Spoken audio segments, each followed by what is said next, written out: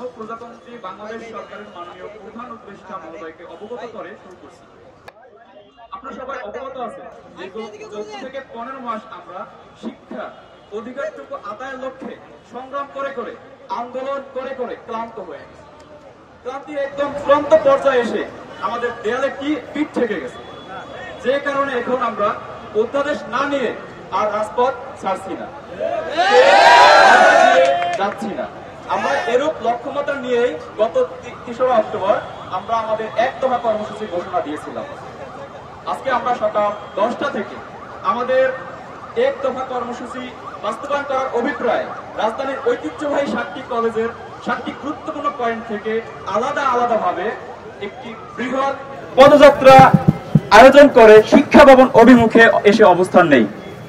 পরবর্তীতে আমরা college road, Abdul Gani road, Doel Chattar ও হাইকোর্ট থেকে আসা রাস্তার ক্রসিং তথা এই 4টি রাস্তা ব্লকেট করি বিকাল 3 ঘটিকার দিকে। বিকাল 3 ঘটিকা থেকে আমাদের এই কর্মসূচি এখন পর্যন্ত চলমান রয়েছে। এখন আমরা জনদুর্ভোগের কথা চিন্তা করে চৌরাস্তাটি ব্লকেট ছেড়ে দিচ্ছি। পাশাপাশি আমরা আমাদের লাগাতার এক দফা কর্মসূচি বাস্তবায়নের লক্ষ্যে আমরা আমাদের এক দফা কর্মসূচি আদায় না হওয়া পর্যন্ত শিক্ষা ভবনের সামনের দিকটা সারা রাত অবস্থান করব। পাশাপাশি আগামীকাল সকাল থেকে আমাদের অন্যান্য শিক্ষার্থীরা পুনরায় অংশগ্রহণ করে আমাদের কর্মসূচি বাস্তবায়ন করবে। শিক্ষার্থীরা তাদের এক দফা দাবি অর্থাৎ প্রস্তাবিত ঢাকা সেন্ট্রাল ইউনিভার্সিটির অধ্যাদেশ না নিয়ে কেউ আর বাসায় ফিরছে না। অনেকেই ভাঙাচোরা অনেকগুলো কথা বলেছেন। আমাদের শিক্ষার্থী 1.5 লক্ষ শিক্ষার্থী, বাট উপস্থিতি 5,000, 6,000, 3,000, 4,000 কেন?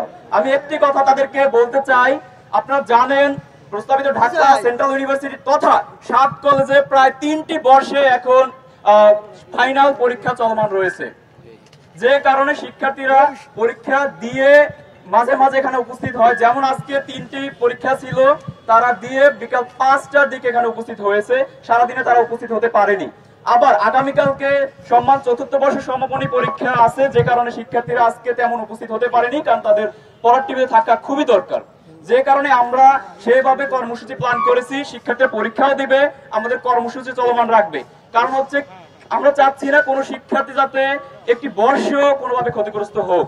আমরা চাচ্ছি আমাদের একাডেমিক কার্যক্রম তথা আমাদের একাডেমিক কার্যক্রম থেকে শুরু করে আমাদের সবকিছু ঠিক রেখে আমাদের প্রস্তাবিত ঢাকা সেন্ট্রাল ইউনিভার্সিটি অধ্যাদেশ নিতে। কারণ আপনারা জানেন অধ্যাদেশ ছাড়া প্রস্তাবিত ঢাকা সেন্ট্রাল ইউনিভার্সিটির শিক্ষার্থীদের কোনো মুক্তি নেই। আপনারা জানেন গত 21, 22 আগস্টে প্রস্তাবিত ঢাকা সেন্ট্রাল ইউনিভার্সিটির নামে 2024-25 শিক্ষাবর্ষের শিক্ষার্থীদের ভর্তি পরীক্ষা অনুষ্ঠিত হয়েছিল, কিন্তু দুঃখের বিষয় হচ্ছে একটি শিক্ষা সিন্ডিকেট ষড়যন্ত্রের কারণে শিক্ষার্থীরা এখন পর্যন্ত ক্লাসরুমে ফিরে যেতে পারেনি।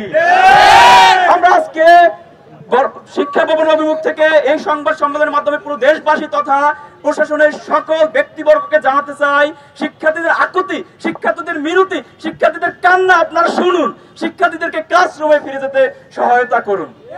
পাশাপাশি প্রস্তাবিত ঢাকা সেন্ট্রাল ইউনিভার্সিটি তথা 7 কলেজের 5টি বর্ষের শিক্ষার্থীদের পরিচয় নিশ্চিত করুন। এই পরিচয় নিশ্চিত করার লক্ষ্যে আপনারা দ্রুত মাননীয় প্রধান উপদেষ্টা সহ মহামান্য রাষ্ট্রপতির অধ্যাদেশ জারি করে শিক্ষার্থীদের সেই পরিচয় নিশ্চিত করুন। পাশাপাশি এখন আমাদের বিষয়ে কথা বলবে আমাদের অন্যান্য কলেজের প্রতিনিধিবৃন্দ।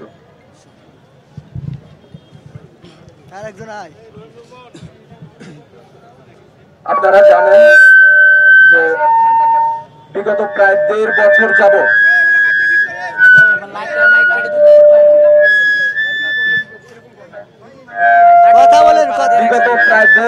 যাবত সাত কলেজ তথা প্রস্তাবিত সেন্ট্রাল ইউনিভার্সিটির শিক্ষার্থীরা রাজপথে সময়, শ্রম, ঘাম এমনকি রক্ত পর্যন্ত দিয়ে তারা তাদের নিজেদের অস্তিত্ব রক্ষা করতে চেয়েছে। কিন্তু আমরা দেখতে পাচ্ছি কোন এক সিন্ডিকেটের কারণে, কোন এক দুষ্কৃতিকারী চক্রের কারণে 7 কলেজের প্রায় 1.5 লক্ষ শিক্ষার্থীর নিজস্ব যেই পরিচয়ের জন্য বিগত 8 বছর যাবৎ লড়াই সংগ্রাম, সেই লড়াই সংগ্রাম থমকে দাঁড়িয়েছে। তারা মুখে মুখে বলছে ঐতিহ্য নিজস্বতা, কিন্তু লোক দুঃখের সহিত লক্ষ্য করতেছি যে আমরা যেই নিজস্বতার জন্য বিগত 8 বছর যাবত আমাদের সিনিয়রদের থেকে অনুপ্রেরণা নিয়ে এখন পর্যন্ত আমরা যে লড়াই সংগ্রাম চালিয়ে যাচ্ছি, তার যেই বাস্তবায়িত যেই রূপ ঢাকা সেন্ট্রাল ইউনিভার্সিটি, সেই সেন্ট্রাল ইউনিভার্সিটির অধ্যাদেশ জারিতে বিভিন্নভাবে বাধা হয়ে দাঁড়িয়েছে। আমরা মাননীয় প্রধান উপদেষ্টার লক্ষ্য আকর্ষণ করছি যে আপনি দেখেছেন, আপনি এর আগেও 7 কলেজ নিয়ে আপনার ফেসবুক পেজ থেকে বিবৃতি দিয়েছেন যে যত দ্রুত সম্ভব এই সমস্যার সমাধান করবেন, কিন্তু বিগত 1.5 বছর যাবত 7 কলেজের শিক্ষার্থীরা রাস্তায় পড়ে আছে, কিন্তু এখন পর্যন্ত 7 কলেজের শিক্ষার্থীদের সমস্যার সমাধান হয়নি। আমাদের এই মুহূর্তে এসে, এই সময়ে এসে আর কোনো নতুন দাবি করার জিনিস নাই যেই দাবি আমরা আপনার কাছে করতে পারি। আমাদের এই মুহূর্তে এসে এক এবং একমাত্র দাবি, অধ্যাদেশ জারি করে আমাদের যে এই নারকীয় একটা শিক্ষা ব্যবস্থা তৈরি হয়েছে 7 কলেজে, এই নারকীয় শিক্ষা ব্যবস্থা থেকে আমাদের মুক্তি দিন। আপনি জানেন এবং আপনারাও জানেন যে 24-25 সেশন বিগত 1 বছর যাবত একটা বিশ্ববিদ্যালয় ভর্তি হয়ে এখন পর্যন্ত তারা ক্লাসে ফিরতে পারেনি।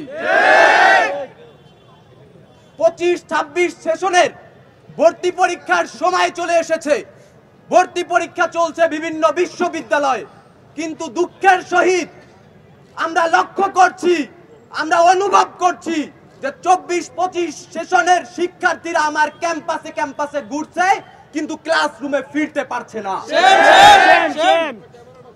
মাননীয় প্রধান উপদেষ্টার লক্ষ্য আকর্ষণ করছি যে যত দ্রুত সম্ভব আপনি নিজ দায়িত্বে, আপনার নিজের মাধ্যমে, আপনার সদয় দৃষ্টিতে আমাদের নিয়ে অধ্যাদেশ জারি করে আমাদের এই রাজপথ থেকে ক্লাসরুমে ফেরত নেওয়ার সুযোগ করে দিন। এবং যতক্ষণে এই অধ্যাদেশ জারি না হবে ততক্ষণে আমরা এই রাজপথ থেকে ক্লাসরুমে ফিরবো না। আরেকটা বিষয় জানা বললেই নয় যে এই মুহূর্তে 7 কলেজের পরীক্ষার সিজন বলা হয়, প্রত্যেক ডিপার্টমেন্টে এই সময়টাতে পরীক্ষা চলে। সো আজকে আমরা এখানে যারা উপস্থিত ছিলাম আন্দোলনে, তাদের আবার দেখা গেছে আগামীকালকে পরীক্ষা, আবার আগামীকাল যারা উপস্থিত থাকবেন আজকে তাদের আবার আজকে পরীক্ষা ছিল। সো আজকে আমরা এখানে রাতে অবস্থান কর্মসূচি অব্যাহত রাখবো এবং আগামীকাল থেকে আবার নতুন করে এই ব্লকের কর্মসূচি চালিয়ে যাব। এবং তারই পাশাপাশি আমাদের যেই সেশনের পরীক্ষা চলতেছে, আজকে যাদের ছিল তারা আবার আজকে যাদের পরীক্ষা ছিল তারা আগামীকালকে আমাদের সাথে এই কর্মসূচিতে অংশগ্রহণ করবে, এই প্রত্যাশা রেখে আমি আমার বক্তব্য শেষ করছি। ধন্যবাদ।